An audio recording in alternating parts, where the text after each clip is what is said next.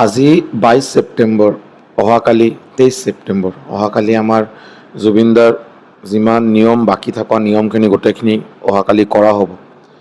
মানুহজনে আমাক এৰি গুচি গ'ল বাৰু, বাট এইটো আমি চবেই জানো যে তেখেতে আমাৰ মাজত সদায় সদায় যেতিয়ালৈকে আমি জীয়াই থাকোঁ, সদায় আমাৰ মাজত তেখেতে নিজৰ সংগীত, নিজৰ গানেৰ মাজতে আমাৰ মাজত তেখেতে থাকিব, এইটো সদায় থাকিব। বাট এটা বস্তু যে মই বাৰু যোৱা 2 দিন 3 দিন, এইটো অকল বাৰু মই নহয়, আমাৰ কমপ্লিট অসম এটা মানে কেতিয়া নভবা বস্তু এটা হৈ গ'ল আমাৰ লগত। কেতিয়া ভাবাই নাছিলোঁ যে এনেকৈ হ'ব পাৰে আৰু বা এনেকৈও আমাৰ লগত হ'ব। বাট এটা বস্তু কিন্তু মই অনুভৱ কৰিলোঁ, নিশ্চয় আপোনালোকে কৰিছে বাৰু, যে এইটো বাৰু চাগে মই জাকিৰ খানৰ এটা পডকাষ্টত মই চাইছিলোঁ। তেখেতে কৈছিল যে এজন মানুহে ভাল না বেয়া, এজন মানুহে ভাল পায় না বেয়া পায়, এজন মানুহ নিজৰ জীৱনত ভাল কাম কৰিছে না কৰা নাই, এইটো মেইন প্ৰুফ কেতিয়া আমি পাওঁ, যেতিয়া আমি যেতিয়া ঢুকাম, আমাৰ যেতিয়া মৃত্যু হ'ব, তেতিয়া আমাক লাষ্ট কামখিনি কৰাৰ সময়তে, ফিউনাৰেল লাষ্ট ৰাইট কৰাৰ সময়তে, আমাৰ চিতাত জুই দিয়াৰ সময়তে বা আমাৰ কবৰত মাটি দিয়াৰ কাৰণে কিমান মানুহে নোকোৱাকৈ কিমান মানুহে আহে।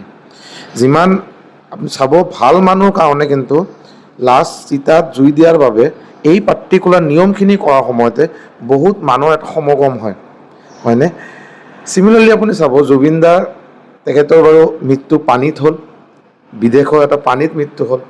আহাটো বাৰু আকাশেদি আগমন হ'ল আমাৰ অসমত, আৰু এতিয়া মাটিৰ লগত আকৌ মিলি যাব বাৰু। বাট তেখেতৰ যোৱাকালি যেতিয়া গুৱাহাটীত তেখেতক লৈ অহা হ'ল, 10 লাখৰ বেছি মানুহ সমাগম, 10 লাখৰ মানুহ ৰেলীত আহি গ'ল। কোনেও কিন্তু মাতা নাই, কোনো ইনভিটেশ্যন দিয়া হোৱা নাই যে আপোনালোকে আহক বা কি, কোনো উইদাউট এনি ইনভিটেশ্যন। আমাৰ আপাৰ আছাম, লোৱাৰ আছাম, আমাৰ কোকৰাঝাৰৰ ছাইডৰ পৰা বহুত মানুহ যোৱা বুলি মই গম পাওঁ। আপাৰ আছাম, যোৰহাট, ডিব্ৰুগড়ৰ পৰা বহুত মানুহ আহিছে। 10 লাখৰ বেছি মানুহ এটা ঠাইত এজন মানুহৰ বাবে আহাটো কিন্তু এইটো কিন্তু ওৱান্স ইন আ চেঞ্চুৰী, সদায় হোৱা বস্তু নহয়। এটা আমি চবেই গম পালোঁ, গিনিছ ৱৰ্ল্ড ৰেকৰ্ড হ'ল 4th। এইটো বাৰু মাইকেল জেকচন আছিল, ফ্ৰেন্সিছ জেভিয়াৰ এজন পোপ আছিল, কুইন এলিজাবেথ, আৰু তেখেতে আমাৰ জুবিন গাৰ্গ, 4th স্থানত আমাৰ জুবিন গাৰ্গৰ এই ৰেলী। জুবিন গাৰ্গ কোনো পলিটিচিয়ান নাছিল, হয়নে? বহুত ডাঙৰ কোটিপতি নাছিল বাৰু, বাট তেখেতৰ মেইন যিটো মানে ৱেল্থ, সেইটো হ'ল মানুহৰ ভাল পোৱা। তেখেতক যে মানুহে ইমান ভাল পায়, আৰু নিস্বাৰ্থভাৱে, কোনো এটা স্বাৰ্থ নাই যে মানুহে বাৰু আজিৰ দিনত ইন মেটেৰিয়েলিষ্টিক ৱৰ্ল্ড আমি চবকে বাৰু নিজৰ স্বাৰ্থৰ কাৰণে ভাল পাওঁ, হয়নে নাই?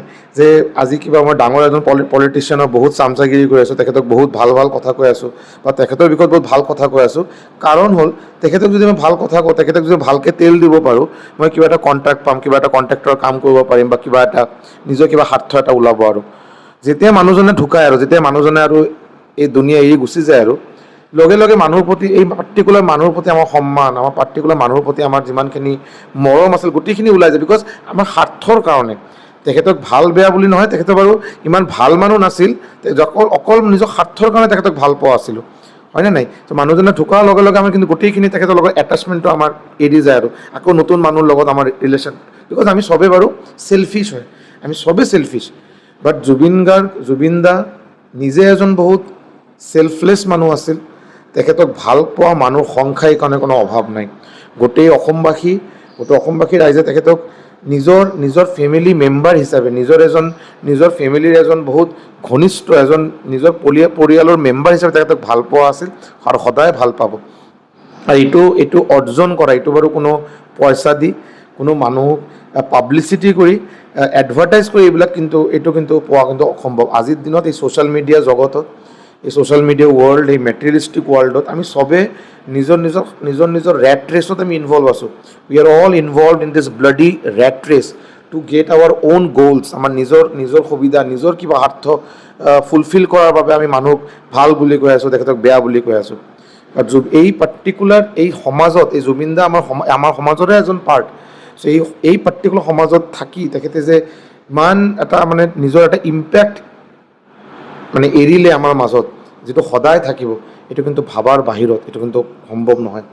আজিৰ দিনত আমাৰ এই অসমত না কোনো অসমীয়া, বঙালী হিন্দু মুছলিম বিহাৰী মাৰোৱাৰী হয়নে ব্ৰাহ্মণ ক্ষুদ্ৰ বুলি কোনেও নাই চবে বাৰু এটা বস্তুৱে ৰিয়েলাইজ কৰি আছে চবে এটা বস্তু এটা ফিলিঙে চবৰ অন্তৰত যে জুবিন আমাৰ মানুহ আছিল এজন অসমীয়াৰ বাবে জুবিন যিমান নিজৰ বুলি অসমীয়া মানুহ এজন ভাবে এজন বঙালী মানুহ অসমত থকা এজন বঙালী মানুহ এজন বিহাৰী মানুহ এজন মাৰোৱাৰী মানুহৰ কাৰণে কিন্তু জুবিন ইমানে কিন্তু নিজৰ পৰিয়ালৰ এজন মেম্বাৰ বুলি তেখেতে ভাবে আৰু এইকাৰণে যোৱাকালি ইমান মানুহ এজন সমাগম হ'ল চবে আমি গোটেইখিনি চবে নিজৰ ফেচবুক ফিডত পাই আছোঁ ইনষ্টাগ্ৰামত পাই আছোঁ হোৱাটছএপত পাই আছোঁ নিজৰ সৰু ঘৰৰ ওচৰত ক্লাবত চবেই জুবিন দাক শ্ৰদ্ধাঞ্জলি দিয়াৰ বাবে এটা সৰু অনুষ্ঠানটো বাৰু জাষ্ট দেখুৱাৰ কাৰণে নহয় বিকজ চবে অন্তৰৰ পৰা ভাবে যে জুবিন দা আমাৰ নিজৰ এজন পাৰ্ট আমাৰে এজন মানুহ চ' এইটো